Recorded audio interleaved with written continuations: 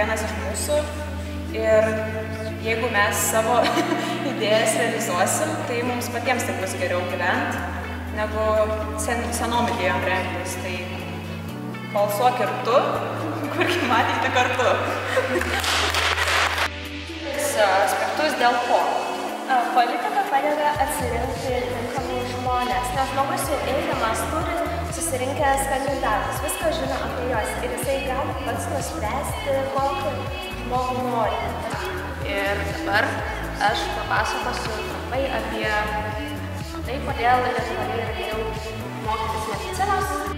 Kalbėsime apie šeimos nuvertėjimą Lietuvos visuomenėje. Mūsų man prisistatyti. Aš Iveta. Aš Birutė.